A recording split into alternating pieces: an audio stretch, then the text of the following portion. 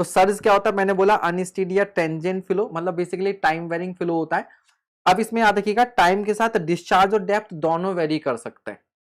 Discharge भी very कर सकता है, जनरली हम लोग डिस्चार्ज को कांस्टेंट मानकर चलते हैं।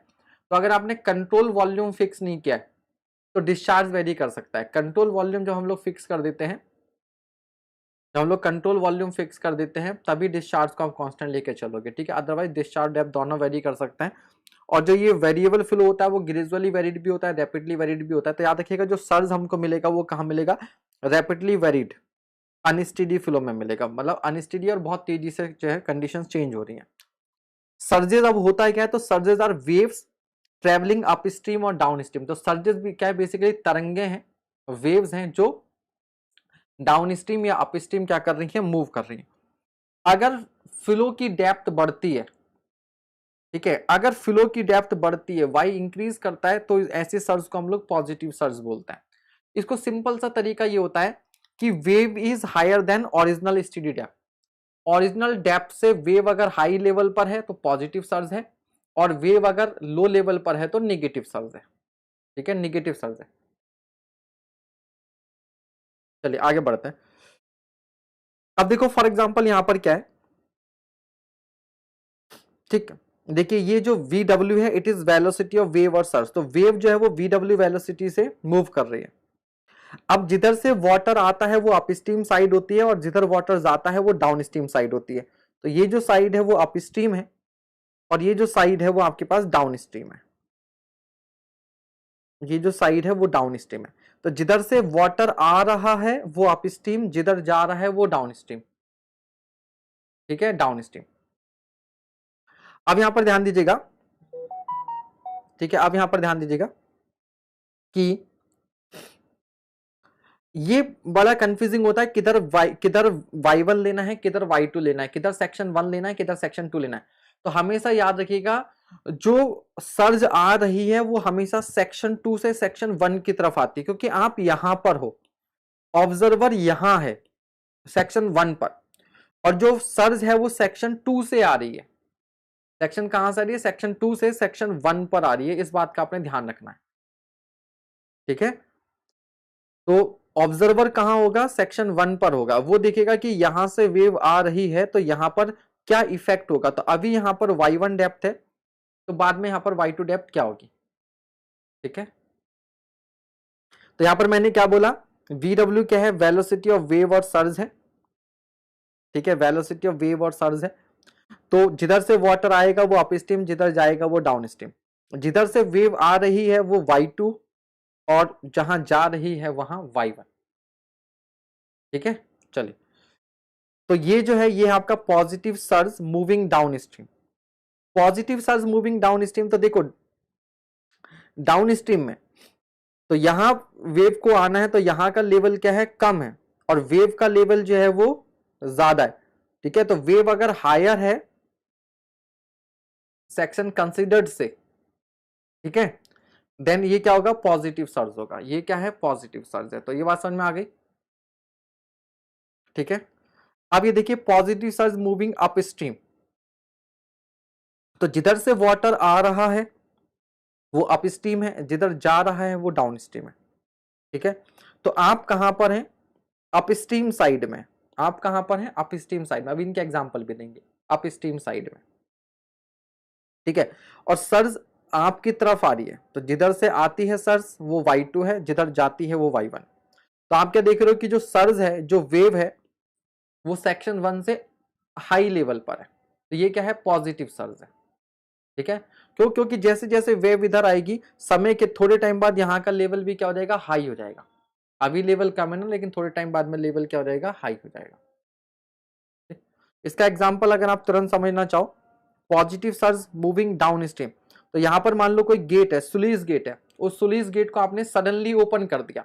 जब एकदम से इसको ओपन करेंगे तो बहुत सारा फ्लूइड क्या होगा, डाउन स्ट्रीम आने लगेगा। जब बहुत सारा फ्लूइड डाउन स्ट्रीम आएगा तो इधर का लेवल क्या होगा, सडनली बढ़ने लगेगा। लेवल सडनली क्या होगा, बढ़ने लगेगा, ठीक है।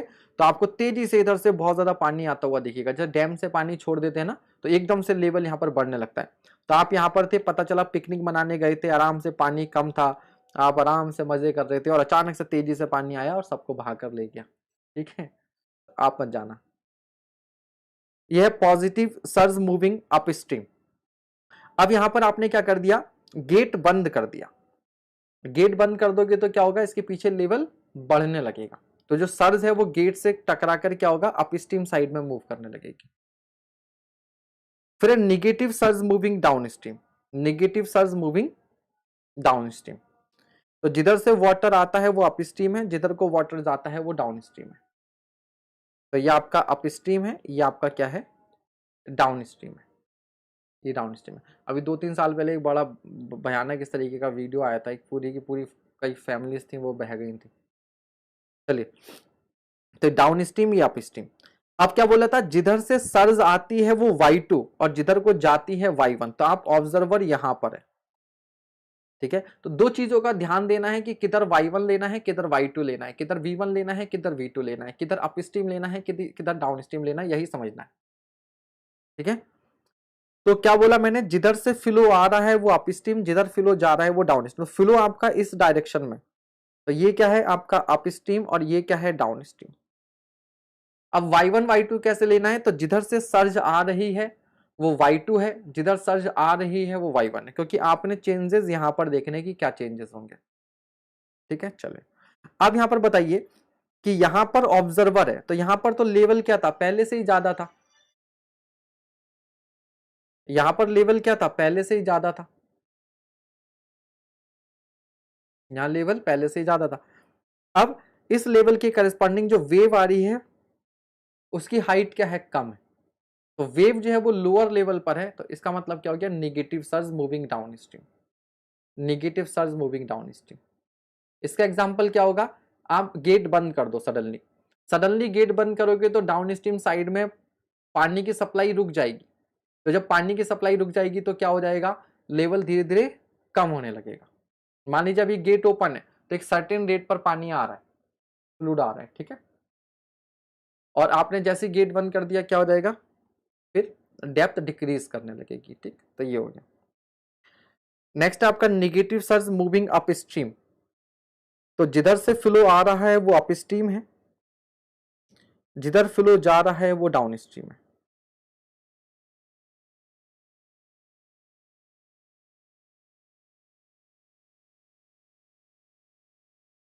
एक सेकंड वेट कीजिएगा।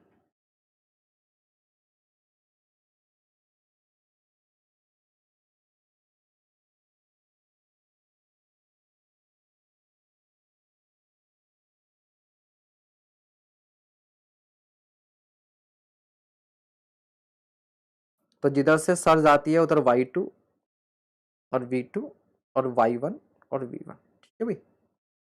तो negative surge moving up stream, तो ये अप स्ट्रीम ये डाउन स्ट्रीम, जिधर से सर्ज आ रही है वो y2 v2, जिधर जा रही है वो y1 v1।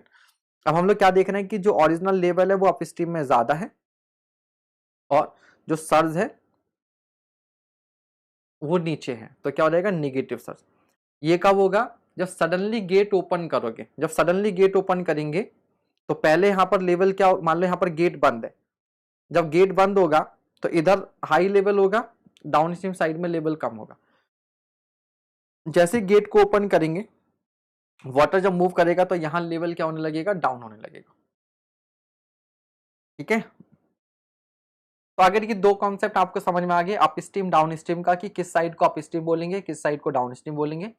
दूसरा, किधर y1 v1 लेना है और किधर y2 v2 लेना है, तो फिर आपको ये निगेटिव पॉजिटिव सर्ज पहचानने में कोई दिक्कत होने वाली नहीं है। तो क्या सभी को ये निगेटिव पॉजिटिव समझ में आ गया, सर्ज समझ में आ गई। अब थोड़ा सा मोबाइल को जरा आप लैंडस्केप मोड में रख लीजिएगा तो आपको ये दिखेगा। ये वही एग्जांपल है जो मैंने आपको बता दिए, सर्ज टाइप एंड एग्जांपल। पहला क्या है, positive surge moving downstream, positive surge moving downstream, ठीक है। तो ये क्या होगा, occurs on downstream side when upstream gate suddenly open. जब अपस्ट्रीम गेट को आप सडनली ओपन कर दोगे तो डाउन स्ट्रीम साइड में बहुत ज्यादा वाटर फ्लो करने लगेगा, ठीक है, तो डेप्थ बढ़ने लगेगी। जब डाउन स्ट्रीम साइड में डेप्थ बढ़ेगी तो क्या हो जाएगा, वो पॉजिटिव सर्ज होगी, क्या होगी, पॉजिटिव सर्ज। नेक्स्ट है पॉजिटिव सर्ज मूविंग अपस्ट्रीम, तो occurs on upstream side when downstream gate suddenly close. जब डाउनस्ट्रीम गेट को सडनली क्लोज कर दोगे तो वाटर का फ्लो जो है वो रुक जाएगा और डेप्थ क्या होगी, तेजी से बढ़ने लगेगी अप स्ट्रीम साइड में। Then in negative surge moving upstream, ठीक है, तो occurs on upstream side when downstream side suddenly open, जब गेट सडनली ओपन करोगे तो पानी बहुत तेजी से बहने लगेगा, ठीक है। वैसे इसको तो हम एनिमेशन से भी बना सकते हैं, हम इसको एनिमेशन से भी बना सकते हैं। कैसे कर सकते हैं कि मान लीजिए यही है,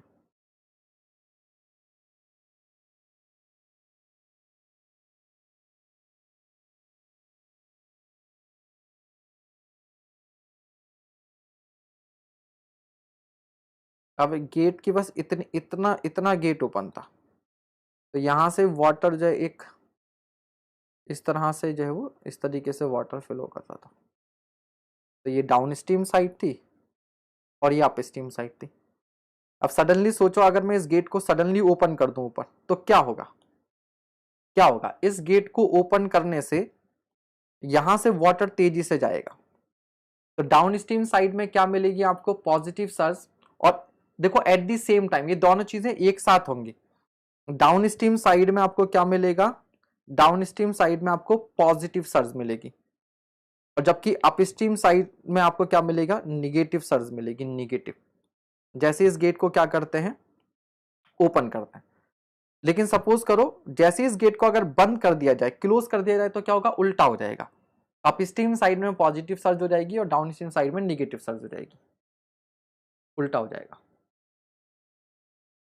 हाँ, सेम टाइम में पॉजिटिव निगेटिव हो रहा है, ऑब्वियस सी बात है, एक साइड में भैया एक ने पैसा दिया दूसरे ने पैसा लिया, तो एक धनी हो रहा है एक ऋणी हो रहा है ना, सही है। तो मेरे ख्याल से इससे आपको समझ में आ गया होगा। So negative surge moving downstream occurs downstream side when upstream side suddenly close, ठीक है। तो अभी इसको हम लोग सडनली ओपन करेंगे, जैसे ही हमने क्या किया, इसको ओपन किया, तो डाउन स्ट्रीम में पॉजिटिव सर्ज, अप स्ट्रीम में नेगेटिव, इसको ओपन कर दो तो उल्टा हो जाएगा, उल्टा हो जाएगा। क्लियर हो गया, ठीक है। तो केवल इतने पर भी क्वेश्चन आ सकता है कि एक गेट को सडनली ओपन कर दिया, तो डाउन स्ट्रीम में पॉजिटिव सर्ज होगी, अप स्ट्रीम में नेगेटिव होगी, डाउन स्ट्रीम में नेगेटिव होगी, अप स्ट्रीम में पॉजिटिव होगी, दोनों में नेगेटिव होगी, दोनों में पॉजिटिव होगी। तो बना लेना एक छोटा सा डायग्राम ही, ठीक है, और गेट बंद करके खोल करके देख लेना कौन है बाहर, ठीक है, मालूम चल जाएगा। आगे बढ़े, अब है एनालिसिस ऑफ सर्जेस। सर्जेस को कैसे एनालिसिस करोगे, ठीक है। तो यार सिंपल सी बात है, एक डायनेमिक सिस्टम को एनालाइज करने के लिए उसको स्टैटिक सिस्टम में हम लोग कन्वर्ट कर देते हैं, और स्टैटिक सिस्टम में कन्वर्ट करने का सबसे बढ़िया तरीका क्या है, रिलेटिव वेलोसिटी का कॉन्सेप्ट यूज करो। इसको यूज करो, रिलेटिव वेलोसिटी को का कॉन्सेप्ट यूज करो। अब आप दो केस कर लेना, दो केस से ही चारों केसेस आपके कवर हो जाएंगे। केस वन क्या है, when positive surge moving downstream, positive surge moving downstream, ठीक है भैया। तो positive surge moving down stream, इसके लिए हम लोग क्या करते हैं, आपको मालूम है, कंट्रोल वॉल्यूम जो है वो हमें कंसीडर करना पड़ता है, क्योंकि ये रिजिड बॉडी तो है नहीं। तो हमने क्या कर लिया, एक एक कंट्रोल वॉल्यूम कंसीडर कर लिया। तो डाउन स्ट्रीम जिधर से वाटर आता है वो अप स्ट्रीम है, जिधर वाटर जाता है वो डाउन स्ट्रीम है। जिधर से सर्ज आ रही है वो सेकंड सेक्शन है Y2V2, जिधर जा रही है वो Y1V1, ठीक है। तो ये कंट्रोल वॉल्यूम हो गया, ठीक है, इतना वॉल्यूम आप फिक्स कर रहे हैं। तो ये गेट है, इस गेट को हमने सडनली क्या है, ओपन किया, तो इधर से फ्लो आएगा, ये हमने मान लिया, ठीक है। तो हम क्या देख रहे हैं कि डाउनस्ट्रीम साइड में जो लेवल है वो अपस्ट्रीम साइड से जेड डेप्थ कम है, तो ये जो जेड हो जाएगा यही आपका क्या हो जाएगा, हाइट ऑफ सर्ज हो जाएगी, ये क्या हो जाएगी, हाइट ऑफ सर्ज, और वी क्या है, वेलोसिटी ऑफ सर्ज, ठीक है। तो अब ये क्या है, मूविंग सिस्टम है, तो हम लोग क्या करेंगे, सर्ज को ही रेफरेंस फ्रेम ले लेंगे। तो रेफरेंस फ्रेम क्या होता है, जो आपके पैरों के नीचे है वही आपका रेफरेंस फ्रेम है, ठीक है। जैसे फॉर एग्जांपल अर्थ, तो अर्थ पर हम हैं, तो अर्थ यानी कि हमारे पैरों के नीचे है, तो हमारा रेफरेंस फ्रेम अर्थ रहता है। तो अर्थ क्या मूवमेंट इसीलिए हमें मालूम नहीं चलता, तो सारी वेलोसिटी क्या होती है, अर्थ के रेफरेंस में होती है, ठीक है। और जो हमारा रेफरेंस फ्रेम होता है उसकी वेलोसिटी 0 हो जाती है, इसी तरीके से अगर आप बस में बैठे हो और बस चल रही है, ठीक है, तो आपके आसपास के सारे लोग आपको बैठे हुए दिखाई देंगे स्टेशनरी, जबकि बाहर के जो खड़े हुए पेड़ हैं वो भी आपको चलते हुए दिखाई देंगे। क्योंकि आप बस के अंदर है, बस आपका रेफरेंस फ्रेम है, तो बस रुक जाएगी और बाकी सारी चीजें मूव करते हुए आपको दिखाई देंगी। ठीक है, तो बड़ा सिंपल सा तरीका होता है। चलिए ध्यान दीजिए, तो हम लोग क्या करेंगे, इसको स्टेशनरी सिस्टम में कन्वर्ट करने के लिए अगर मुझे इस वेलोसिटी को जीरो करना है तो क्या करना पड़ेगा, मुझे अपोजिट डायरेक्शन में वीडब्ल्यू वेलोसिटी अप्लाई करनी पड़ेगी। ठीक है, तो पूरे सिस्टम में एक अपोजिट साइड में जब वीडब्ल्यू वेलोसिटी प्रोवाइड करूंगा तो वीडब्ल्यू यहां, वीडब्ल्यू यहां, तो यहां पर वेलोसिटी करेगी वी टू माइनस वीडब्ल्यू और यहां क्या रहेगी V one minus VW, V two minus VW, V one minus VW. ये बात समझ में आई कि नहीं आई? ठीक है, तो हम लोग निगेटिव वेलोसिटी इस तरीके से क्या कर देते हैं, सुपर इम्पोज। तो आपको जो नया सिस्टम, आपका जो नया कंट्रोल वॉल्यूम दिखाई देगा वो आपका इस तरह से दिखाई देगा। तो अब सर्ज की वेलोसिटी तो क्या हो गई, जीरो हो गई, और यहां वेलोसिटी बची V two minus V W और यहां बची V one minus V W. ठीक है, अब इसको आपने एनालाइज करना है। अब आपको बताया जा चुका है पहले कि रैपिडली वेरिड फ्लो में क्या होता है, लॉस ऑफ एनर्जी होता है। तो आप यहां पर एनर्जी कंजर्वेशन प्रिंसिपल नहीं लगा सकते, because loss of energy is taking place, so specific energy is not constant but specific force remains constant. अभी स्पेसिफिक फोर्स क्या होता है, तो उसके लिए आपको ये बताया गया था कि मान लीजिए इस तरीके से, क्योंकि देखो फ्लो होने के लिए कुछ ना कुछ स्लोप तो चाहिए, तो यहां पर हमने एक कंट्रोल वॉल्यूम कंसीडर कर रखा था। तो यहां पर क्या होता है, ये इस साइड से आपका अपस्ट्रीम साइड है, तो यहां कुछ प्रेशर लगेगा, यहां प्रेशर लगेगा। ठीक है, फिर जो वेट होता है, वेट के दो कंपोनेंट होते हैं, along the plane W sine theta perpendicular to plane W cos theta. ठीक है, और साथ ही साथ यहाँ पर क्या लगा होता है, फ्रिक्शन भी लगा होता है। बट हमने यहाँ पर कुछ अजम्पशन लेके चले थे, पहला थीटा बहुत स्मॉल होता है, ठीक है, यानी कि स्लोप बहुत ग्रेजुअल लिया गया है, तो जो वेट का कंपोनेंट है डब्ल्यू साइन थीटा उसको हम लोग जीरो मानकर चलते हैं। ठीक है, और लेंथ ऑफ जंप को नेग्लिजिबल लेते हैं, तो फ्रिक्शन को भी नेग्लेक्ट कर देते हैं, फ्रिक्शन को क्या कर देते हैं, नेग्लेक्ट कर देते हैं। ठीक है, तो अब यहां पर क्या होगा कि केवल और केवल जो हाइड्रोस्टैटिक प्रेशर है उसकी वजह से हम लोग फ्लो को मानकर चलते हैं, उसकी वजह से फ्लो को मानकर चलते हैं। हम लोग लिखते हैं net force equals to rate of change of momentum. तो नेट फोर्स क्या लग रहा है, P1 माइनस P2 फ्लो के डायरेक्शन में, और मोमेंटम में चेंज क्या है, M2 माइनस M1। तो यहाँ से मिल जाता है हमें P1 प्लस M1 बराबर P2 प्लस M2, दोनों साइड में गामा से डिवाइड कर देते हैं, तो इसी को हम लोग बोलते हैं स्पेसिफिक फोर्स। ठीक है, तो P plus gamma M upon gamma is equals to constant. यहाँ पर P क्या है, हाइड्रोस्टैटिक फोर्स है। हाइड्रोस्टैटिक फोर्स क्या है कि मान लो जैसे कि फ्लो जो है वो रुका हुआ है, तो इसको निकालने के लिए हम लोग क्या करते हैं कि कोई भी सेक्शन है, अगर मुझे वहां पर हाइड्रोस्टैटिक फोर्स कैलकुलेट करना है तो मैं क्या करता हूँ, उसके सेंटर पर प्रेशर लिख देता हूँ रो जी वाई बार या गामा वाई बार, और उसको एरिया से मल्टीप्लाई कर देता हूँ। तो पी की वैल्यू क्या हो जाती है, गामा ए वाई बार। और मोमेंटम क्या होता है, rho Q B, mass into velocity होता है ना, तो ये बेसिकली क्या होता है, पर यूनिट टाइम होता है, याद रखिएगा। ठीक है, तो एम बी बराबर पी होता है, राइट। सो मास क्या होता है आपके पास, रो इंटू वी, अगर इसको टाइम के रेस्पेक्ट में डिफरेंशिएट करूंगा तो क्या मिल जाएगा, रो क्यू वी। ठीक है, तो डीपी बाई डी टी बराबर हो जाता है M dot P, that is rho Q B. ये सब आपको बताया हुआ है ऑलरेडी। ठीक है, तो यहाँ पर वैल्यूज पुट करके हमारे पास एक ही इक्वेशन मिलती थी। अब सेम चीज को हम लोग क्या कर रहे हैं, यहाँ पर यूज कर रहे हैं, सेम चीज को हम लोग यहाँ पर यूज कर रहे हैं। तो सबसे पहले तो हम लोग क्या लगाएंगे यहाँ पर, applying continuity equation, applying continuity equation. क्योंकि अब कंट्रोल वॉल्यूम फिक्स है तो आप क्वांटिटी इक्वेशन लगा सकते हो। ये क्या रहेगा, a1v1 बराबर a2v2। तो सेक्शन 1 पर एरिया कितना है a1 और वेलोसिटी कितनी है v1 माइनस वी, वेलोसिटी कितनी है v1 माइनस वी।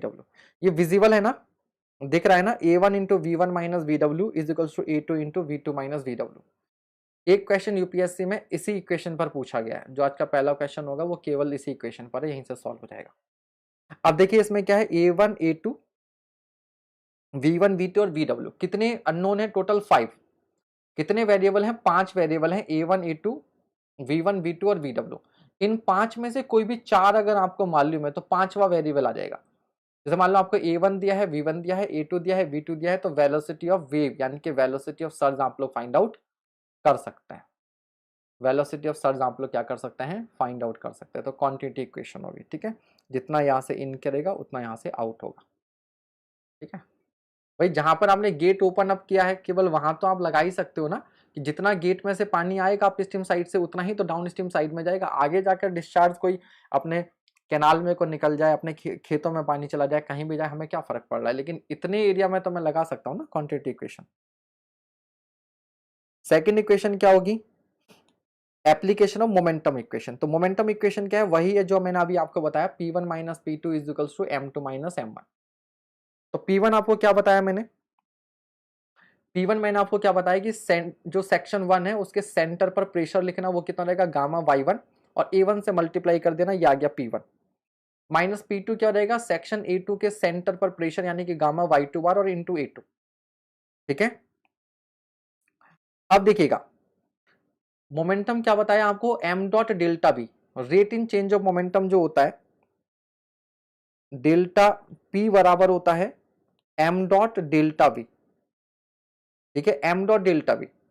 अब m डॉट को आप कुछ भी लिख सकते हो, कुछ भी मतलब आप इसे सेक्शन 1 से जितना मास आ रहा है उसकी टर्म में भी लिख सकते हो और सेक्शन 2 की टर्म में भी लिख सकते हो। तो मैंने सेक्शन 1 की टर्म में लिख दिया। ठीक है, रो इंटू क्यू।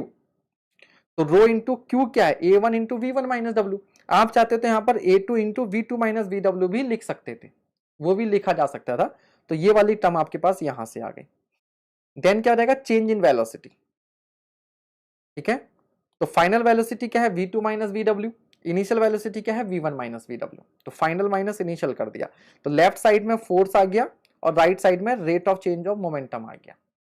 ठीक है, तो net force equals to rate of change of momentum. अब अगर मैं इन दोनों इक्वेशन को सॉल्व करता हूं, कौन सी दोनों इक्वेशन को,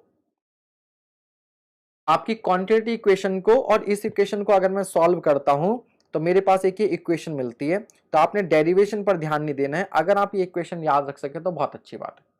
क्वांटिटी इक्वेशन याद रख लें और इस इक्वेशन को याद रख लें। ये इक्वेशन क्या है, VW माइनस V1 का whole square upon GY1 is equals to half Y2 upon Y1 into Y2 upon Y1 plus 2। या आप चाहो तो इसे Y1 प्लस Y2 अपॉन 2 भी लिख सकते हो। इसको आप चाहो तो इस तरह से भी लिख सकते हो कि VW माइनस V1 का square upon GY1 is equals to half Y2 upon Y1 into Y1 plus Y2 upon Y1। ठीक है, ऐसा भी लिख सकते हैं। ठीक है भाई, तो ये इक्वेशन आपके पास आ गई। ठीक है, तो इन इक्वेशंस का आप यूज कर सकते हैं।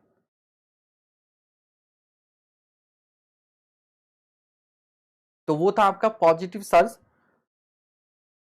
Moving downstream. तो वहां पर वेलोसिटी क्या हो जा रही थी, नेगेटिव में जा रही थी। लेकिन अब क्या है, positive surge moving upstream. ठीक है, positive surge moving up stream. तो अप स्ट्रीम मतलब आप फ्लो के अपोजिट डायरेक्शन में जा रहे हो। तो जब फ्लो के अपोजिट डायरेक्शन में जाएंगे तो क्या करना पड़ेगा, अपोजिट में जाते हैं तो आपको याद होगा, ये तो हम लोग क्लास 10 से करते आ रहे हैं कि जब हम लोग अपोजिट में जाते हैं तो वेलोसिटीज ऐड होती हैं। वेलोसिटी क्या होती है, ऐड होती हैं। और जब हम लोग सेम डायरेक्शन में जाते हैं तो वेलोसिटी क्या होती है, सब्ट्रैक्ट होती है। वेलोसिटी क्या होती है, सब्ट्रैक्ट होती है। ठीक है, तो यहां पर हमने क्या कर लिया, इस तरीके का आपका ये एक कंट्रोल वॉल्यूम है। इसको मान लो इस तरह की आपके पास एक सिचुएशन बन रही है। तो इसमें क्या है, ये आपका अप स्ट्रीम साइड है, ये आपका डाउन स्ट्रीम साइड है। ठीक है, और सर्ज क्योंकि इधर से आ रही है तो ये V2 Y2 माना जाएगा, इधर जा रही है इसमें Y1 V1 माना जाएगा। ठीक है, अब हम क्या देख रहे हैं कि जो सर्ज का लेवल है वो ओरिजिनल लेवल से हाई है, तो ये पॉजिटिव है। और किधर जा रही है, अप स्ट्रीम साइड में। ये कब मिलेगा, जब आप डाउन स्ट्रीम साइड का गेट बंद करोगे। तो इसको अगर मुझे एक स्टेशनरी सिस्टम में कन्वर्ट करना है तो उसमें कन्वर्ट करने के लिए मुझे क्या करना पड़ेगा, इसको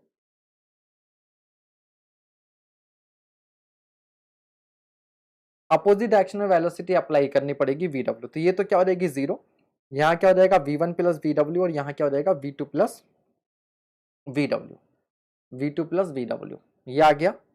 अब आप क्या करेंगे, सेम इक्वेशन अप्लाई करेंगे।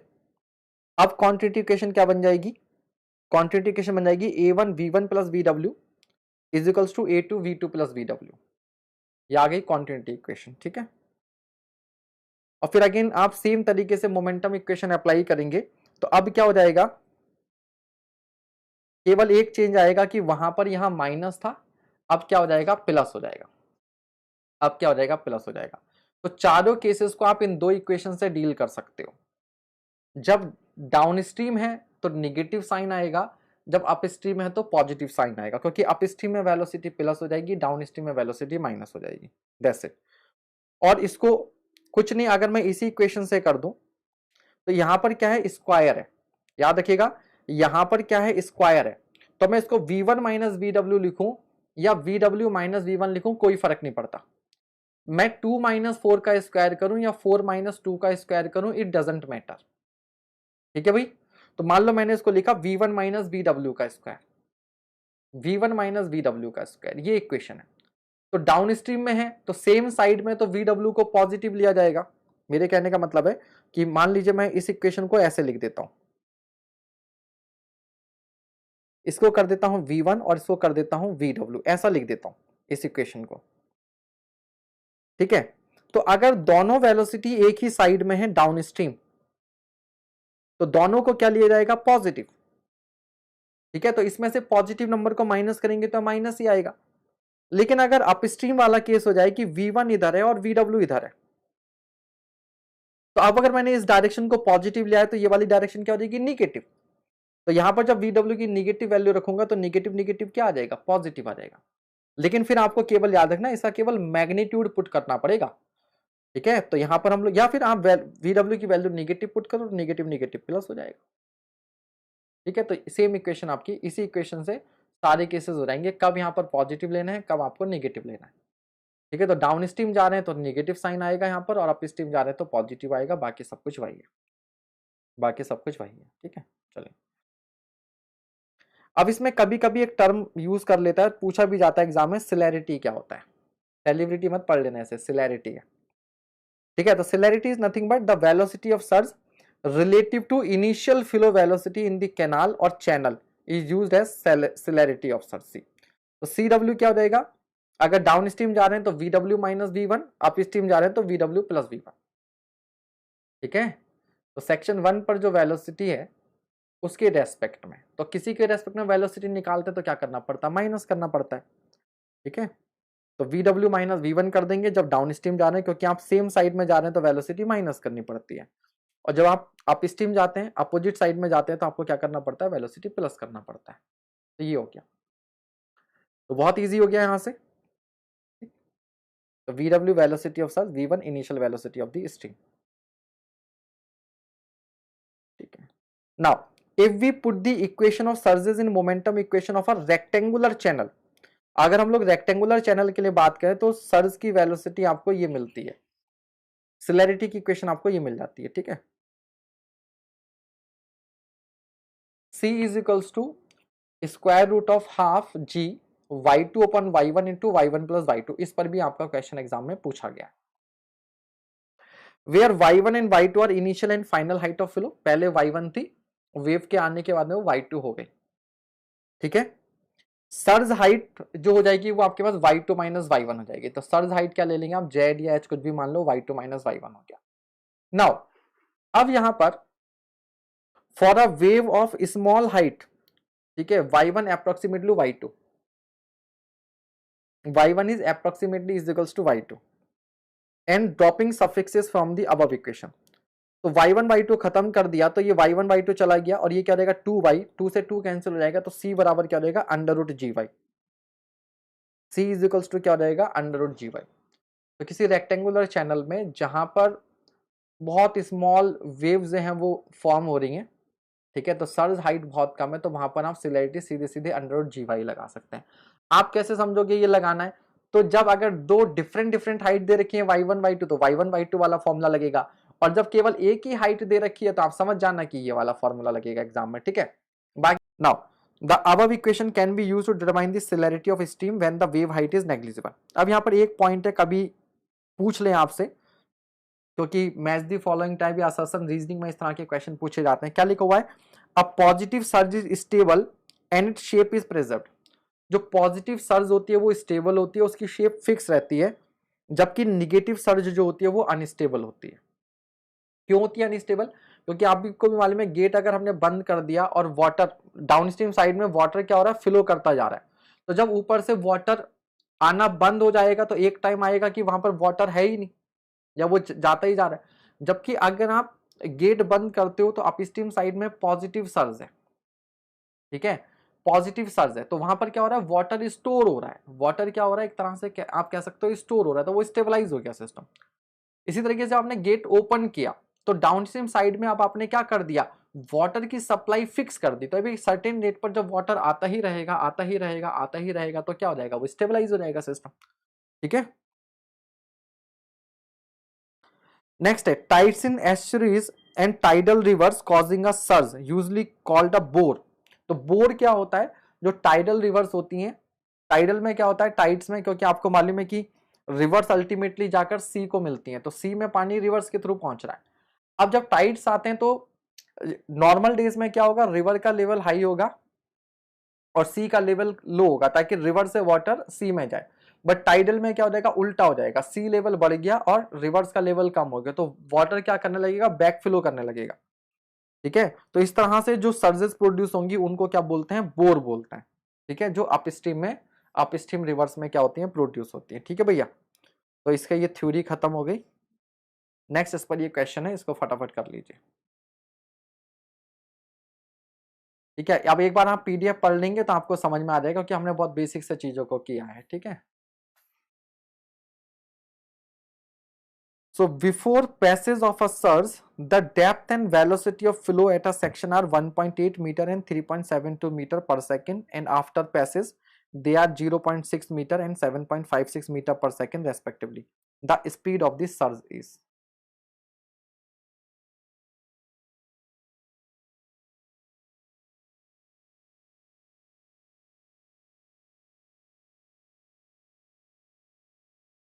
तो हम लोग क्या देख रहे हैं कि यहाँ पर आपका क्या है, किसी सेक्शन पर पहले जो डेप्थ थी वो कितनी थी, 1.8 मीटर थी, एंड वेलोसिटी जो थी वो कितनी थी, 3.72 मीटर पर सेकेंड थी।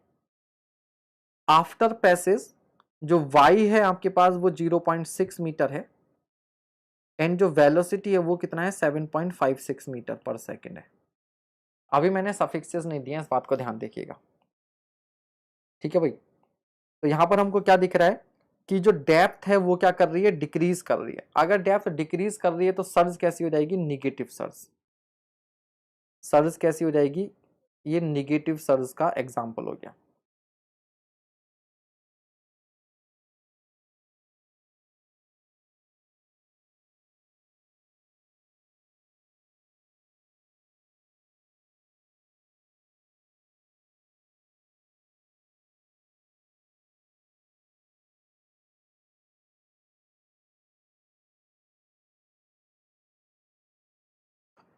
अब कहीं भी ये नहीं लिखा है कि सर्ज आपकी अपस्ट्रीम जा रही है या डाउन स्ट्रीम जा रही है, ये यहाँ पर हमको नहीं बताया गया question. Before passage of a surge the depth and velocity of flow at a section are 1.8 metre and 3.72 metre per second, and after passes they are 0.6 meter and 7.6 meter per second respectively. The speed of the surge is. ठीक है, तो surge के लिए equation हमने क्या लिखी थी, quantity equation लिखी थी हमने, आपको याद होगा, v1 minus V W into Y one is equals to v2 minus V W into Y two. अब एक बात बताओ, जहां पर v1 है मैं वहां कर दूं v2, और जहां y1 है उसको मैं कर दूं y2। जहां v2 था उसे लिख दूं मैं v1, और जो वहां जहां y2 था उसे मैं लिख दूं y1। तो क्या इक्वेशन पे कोई फर्क पड़ेगा, जल्दी बताओ, क्या इक्वेशन पे कोई फर्क पड़ेगा? इक्वेशन पर कोई फर्क नहीं पड़ेगा, बस इतना हो जाएगा कि जो चीज अभी लेफ्ट में लिखी है वो राइट में चली जाएगी, और जो राइट में लिखी है वो लेफ्ट में आ जाएगी। मतलब ये वाला इधर आ जाएगा और ये वाला उधर आ जाएगा। इसका मतलब क्या हो गया, मैं किसी को भी y1 v1 और किसी को भी y2 v2 मान सकता हूं। समझ रहे हैं? इसीलिए क्योंकि क्वेश्चन में गिवन नहीं है तो आपको नहीं मालूम आप किसे y1 लोगे और किसे y2 लोगे, किसे y1 लोगे किसे y2 लोगे, क्योंकि वो देखना पड़ता है ना कि वेव किधर से आ रही है और किधर को जा रही है, क्योंकि नेगेटिव सर्ज तो डाउन स्ट्रीम भी हो सकती है और अप स्ट्रीम भी हो सकती है।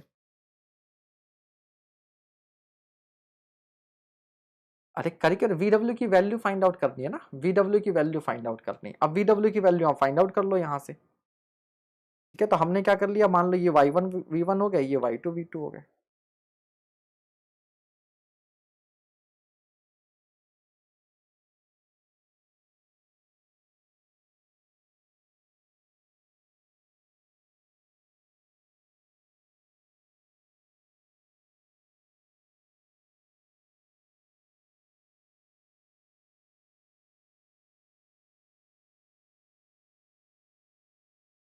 आंसर क्या आ रहा है, ए आ रहा है, डी आ रहा है?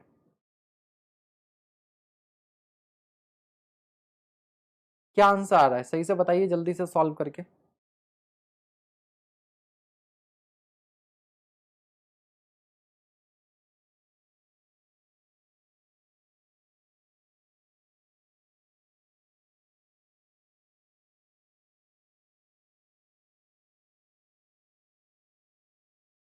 ए आ रहा है आंसर आपका, ठीक है। इसी इक्वेशन को यूज किया है ना, मतलब यही वैल्यू जो मैंने वैल्यूज लिखी हैं वही यूज किए हैं आपने। एक बार इस बात को कंफर्म करो। Y1 1.8 और Y2 0.6 लेके सॉल्व किया है। Y1 1.8 और Y2 0.6 लेके सॉल्व किया है।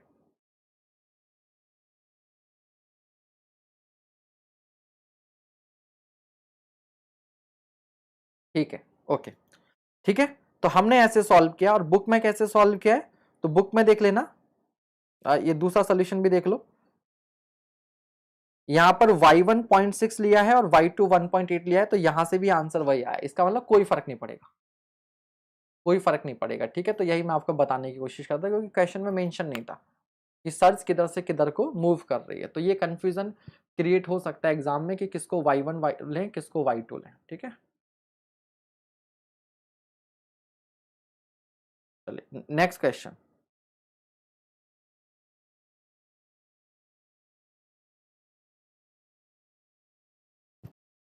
याद रखिएगा वो क्वांटिटी इक्वेशन थी, डाउन स्ट्रीम था। तो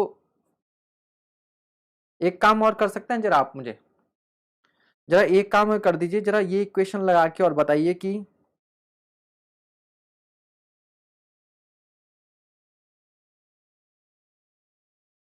अभी वैल्यू क्या आ रही है। जरा यहां पर प्लस साइन लेकर बताइए अभी वेलोसिटी क्या आएगी, जरा इतना कर सकते हैं। जरा पॉजिटिव साइन लेकर बताइए वेलोसिटी कितनी आ रही है। पॉजिटिव साइन लेकर सॉल्व करके बताइए वेलोसिटी कितनी आ रही है।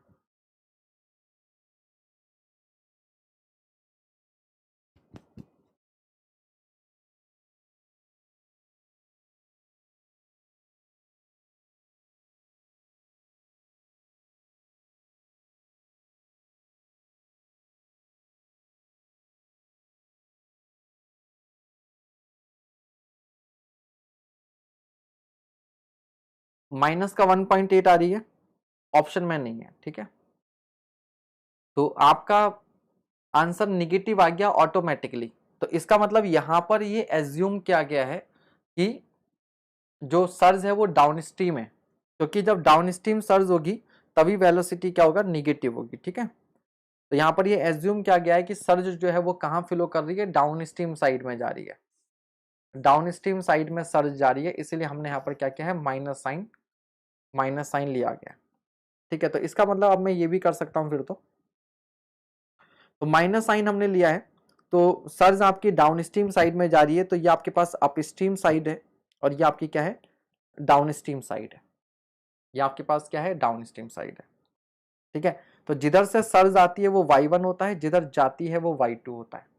मैं देखो इस चीज पे मैं इसलिए बार बार इस पर इतना ज्यादा फोकस कर रहा हूं, उस बात को समझिएगा, क्योंकि जनरली हमने अभी तक जितनी चीजें पढ़ रखी होती हैं तो Y1 से हम लोग इनिशियल समझते हैं, और Y2 हम लोग क्या समझते हैं, फाइनल समझते हैं। बहुत पॉइंट को समझिएगा जो मैं कहने जा रहा हूं। अभी तक हम लोग हमेशा क्या करते थे, V2 माइनस V1। तो V2 हमारी क्या होती थी, फाइनल वेलोसिटी, और V1 हमारी क्या होती थी, इनिशियल वेलोसिटी। अगर हम लोग करते थे P2 माइनस P1, तो P2 क्या होता था, फाइनल मोमेंटम, P1 क्या होता था, इनिशियल मोमेंटम। यहां पर y1 y2 का मतलब वो नहीं है।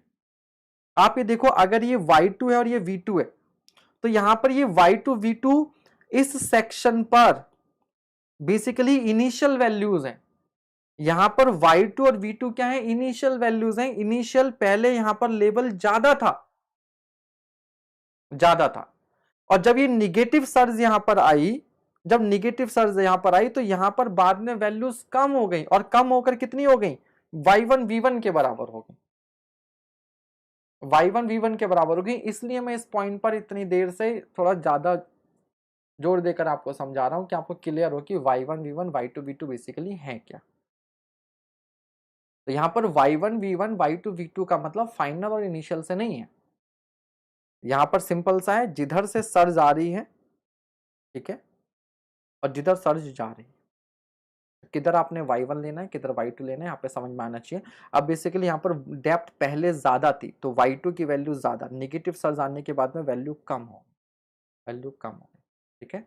अब ये डाउन स्ट्रीम है, ये अप स्ट्रीम है, तो आप कह सकते हैं ये y1 v1 होगा, ये y2 v2 होगा। अब आप क्लियरली जब इक्वेशन लगाओगे, जब आप इक्वेशन लगाओगे, तो अब आप क्लियरली कह सकते हो कि y2 यानी कि पहले हाइट कितनी थी 1.8, v2 यानी कि पहले वेलोसिटी कितनी थी 3.72, बाद में हाइट कितनी हो गई, डेप्थ कितनी हो गई 0.6, और वेलोसिटी कितनी हो गई 7.56 हो गई, ठीक है। ये बात समझ में आ रही है। तो उल्टा लगा देने पर क्या होता है, आप सोचते हैं, हमारा दिमाग कहता है कि पहले डेप्थ, मतलब अगर कोई अगर इसका डेटा लिखेगा ना, क्वेश्चन पढ़ के डेटा लिखेगा, तो देखो डेटा कैसे लिखा जाएगा। वो लिखेगा before passage of a surge the depth and velocity of flow at a section are. तो आप सीधे लिखेंगे y1 बराबर 1.8 मीटर और v1 बराबर 3.72 मीटर, क्योंकि भाई पहले इतना था। और आप फिर लिख देंगे बाद में कि जो y2 है वो हो गया 0.6, और जो v2 हो गया वो हो गया 7.56। जबकि ये डेटा का रिप्रेजेंटेशन क्या है, गलत है, ये उल्टा रिप्रेजेंटेशन है। हालांकि आपके क्वेश्चन पे कोई फर्क नहीं पड़ेगा, आपके आंसर पे कोई फर्क नहीं पड़ेगा, क्योंकि मैंने आपको दिखा दिया कि अगर मैं y1 y2 और v1 v2 को अगर मैं इंटरचेंज भी करता हूं, तो बस केवल left hand side right hand side बन जाएगी, right hand side left hand side बन जाएगी। आपके आंसर पर कोई फर्क नहीं पड़ेगा, लेकिन जो रिप्रेजेंटेशन का तरीका है वो गलत है, वो गलत है। क्लियर हो रही है बात, समझ में आ गया। आंसर आप निकाल सकते हैं, कोई दिक्कत नहीं है, बट रिप्रेजेंटेशन का तरीका गलत है, क्योंकि हमने अभी तक क्या एज्यूम किया है सारे डेरिवेशन में, कि जिधर से सर्ज आती है उधर y1 v1 मानते हैं, और जिधर सर्ज जाती है उधर y2 v2 मानते हैं, ठीक है। इसका इस बात से कोई मतलब नहीं है कि यहां पर पहले y1 v1 था, y2 v2 गिनना, ठीक है। चलिए, ठीक है भाई, तो ये मेरा मतलब है। Next question, the velocity with which an elementary surge wave can travel upstream in a channel with the depth y is equals to 1.6 meter and velocity v is equals to 2.4 meter per second, एक g is equals to 10 meter per second square। अब जैसे मैंने बोला था एक depth दी होगी तो c बराबर क्या लगा दोगे, अंडर जी वाई फॉर्मूला लग जाएगा। तो velocity with which an elementary surge wave can travel upstream in a channel, ठीक है। तो फ्लो हो रहा है इधर और सर्ज जारी है upstream, upstream.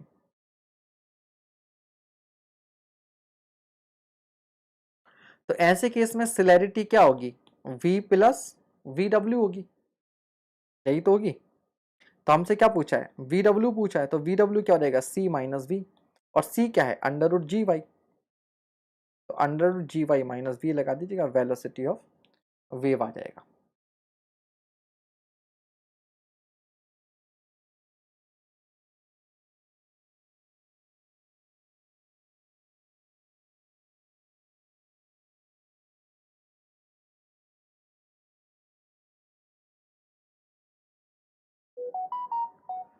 Surge visualisation with respect to time at a section is representing only with time. ये एक ऐसा स्टेटमेंट हो गया, होता है ना कभी कभी किसी महापुरुष ने 2 लाइनें की होती थी, तो उस पर हमें उसकी व्याख्या में पूरे पैराग्राफ लग जाते थे। surge visualization with respect to time at a section is representing only with time. जब समझ में आ जाएगा तो बता दूंगा। ठीक है पार्थ, अरे आप तो पार्थ हैं, ज्ञान के भंडार हैं। ठीक है, हालांकि स्टार्टिंग में बताया था कि बेसिकली ये सब हम क्या पढ़ रहे हैं, विद रेस्पेक्ट टू टाइम पढ़ रहे हैं, क्योंकि अनस्टेडी फ्लो है। अनस्टेडी फ्लो मतलब with respect to time, with respect to time. चलिए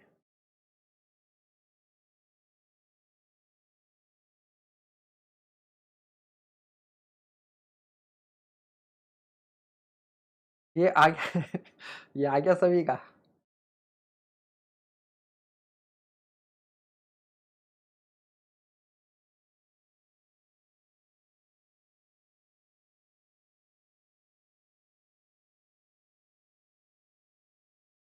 मजाक कर रहे हैं पार्थ, मजाक कर रहे हैं, वो तो समझ गए, कोई दिक्कत नहीं है। भिंडी मास्टर, अरे भाई साहब ये क्या नाम है?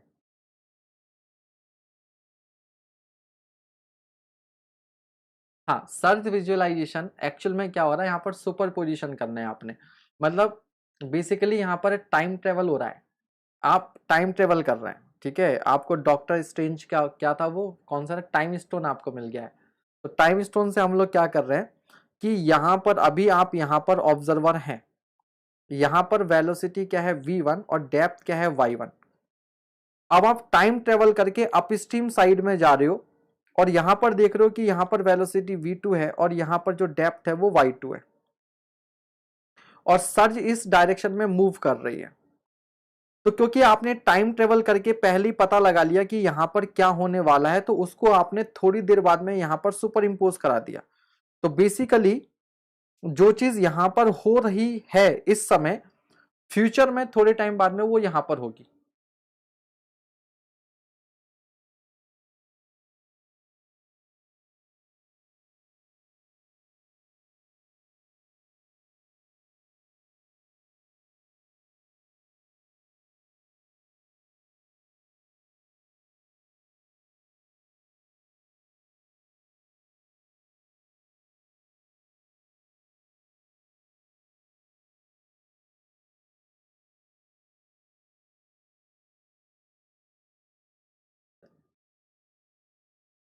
देखिए ध्यान से इधर, तो भैया पार्थ समझ गए, यहां पर हम लोग क्या कर रहे हैं, टाइम ट्रेवल कर रहे हैं,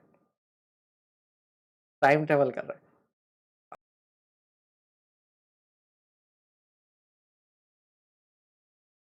हाँ नहीं, बिल्कुल सही बात बोली आपने। ऑब्वियसली बात है कि सर्ज का मतलब क्या है, उसी जगह पर, उसी जगह पर फ्लक्चुएशन होगा ना।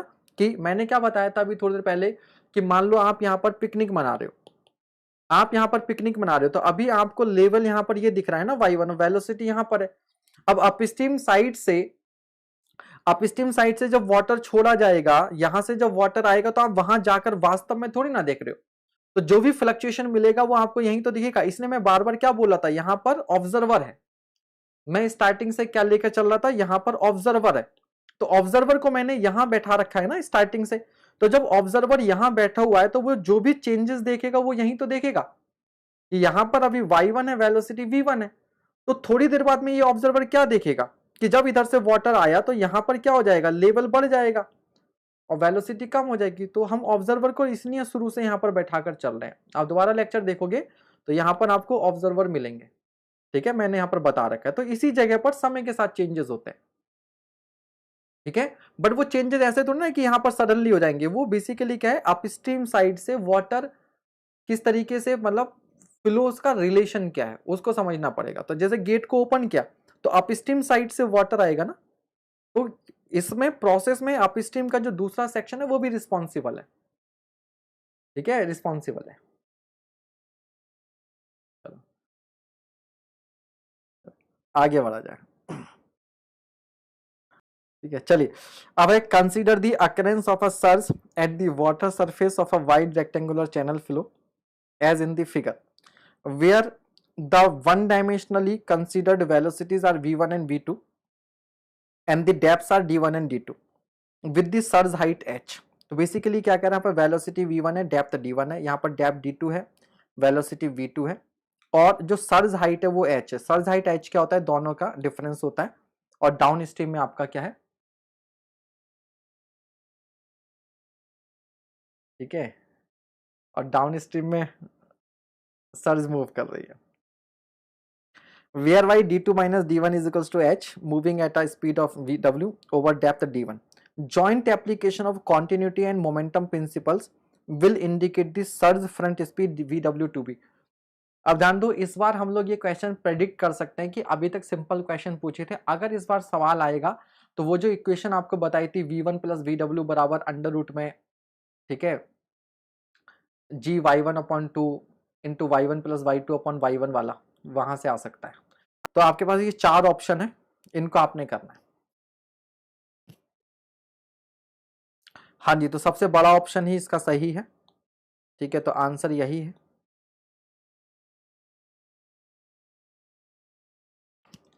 आंसर यही है, ठीक है। देखिए इसका भैया फटाफट, ठीक है, क्योंकि देखो v1 v2 नहीं आ रहा है वहां पर इक्वेशन में, तो आप सिलेरिटी की इक्वेशन से स्टार्ट करेंगे, c is equals to square root में half of g into Y two upon Y one into Y one plus Y two से,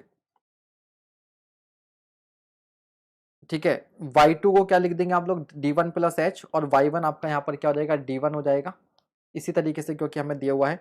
और आप ये भी देख सकते हैं कि क्वेश्चन में d2 नहीं है, जितने भी ऑप्शन है सारे के सारे क्या है d1 की टर्म्स में, सारे के सारे क्या है d1 की टर्म्स में। अच्छा, इसको हम लोग डायमेंशनली एनालिसिस से भी करने की कोशिश कर सकते थे, बट सारी इक्वेशन डायमेंशनली परफेक्ट है क्योंकि h अपॉन d1 के रेशियो में, h अपॉन d के रेशियो में, ठीक है।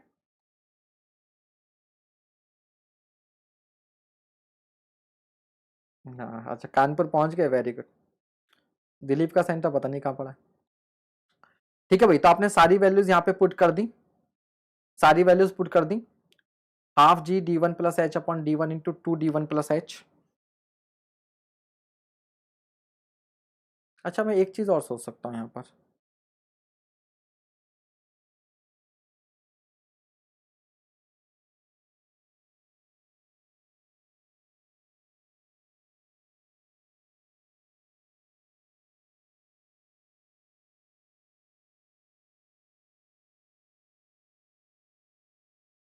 अगर एच को जीरो कर रहा हूँ तो सभी में अंडर जी डी वन मिल रहा है, तो एच को जीरो करने से इक्वेशन आपकी सेटिस्फाई हो रही है, इक्वेशन सेटिस्फाई हो रही है, तो एच को जीरो करने से कोई फायदा नहीं।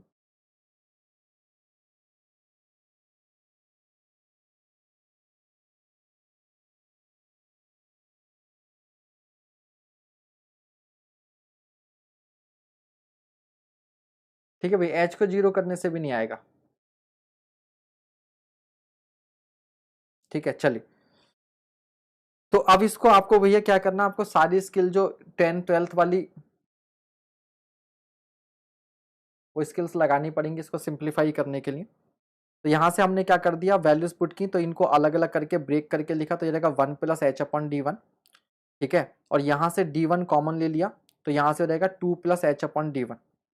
क्योंकि आपको इसको देखना है कि एक तो आपको under root g D one बाहर चाहिए, और दूसरा आपने जो भी एक्सप्रेशन है वो सारे के सारे क्या है आपके पास एच अपॉन डी की टर्म्स में।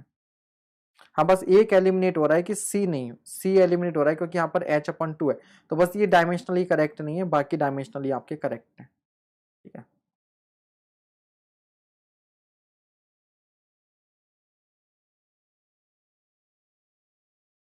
ठीक है, तो एच अपॉन डी वन की फॉर्म में आपको इसको लेके आना है, एच अपॉन डी वन की फॉर्म में लेके आना है, तो ये हो गया 1 plus H upon D one, ये हो गया 2 plus H upon D one. इस डी वन को तो आप क्या करो, यहाँ ले जाओ, और under root g D one की टर्म में बाहर निकाल देंगे उसको हम लोग, ठीक है। तो अंडर जी डी वन बाहर चला जाएगा, 2 अंदर रहेगा, ठीक है। अब इसको आप क्या करो, अंदर मल्टीप्लाई करो एक एक टर्म को, जब मल्टीप्लाई करेंगे तो आपके पास ये इक्वेशन बनेगी, और फिर इस 2 को भी अंदर ले जाएंगे, तो पहले तो यहाँ ऐड कर लो, ठीक है, तो ये आपका 3h अपॉन डी वन हो जाएगा, ये एच अपॉन डी वन का होल स्क्वायर का 2 को अंदर ले जाएंगे, 2 से 2 डिवाइड होकर 1 बन जाएगा, यहाँ 3/2 आ जाएगा, और इस तरीके से ये इक्वेशन आपको मिल जाएगी।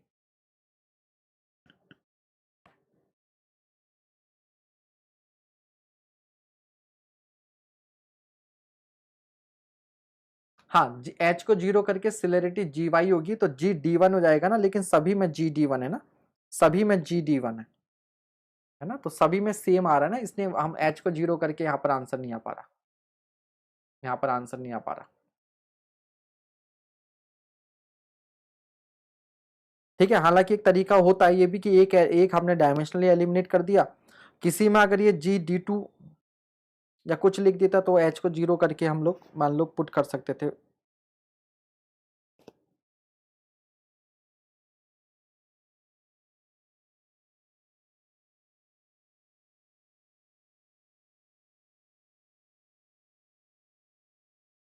ठीक है, चलिए आगे बस इतना ध्यान रखिएगा कि ये बेसिकली क्या है, एच अपॉन डी वन में स्क्वायर रूट के अंदर क्या है, एच अपॉन डी में क्वाड्रेटिक इक्वेशन है, एच अपॉन डी में क्या है, एक ये क्वाड्रेटिक इक्वेशन है। ठीक है भाई, चलिए थैंक यू वेरी मच, आज के लिए इतना ही।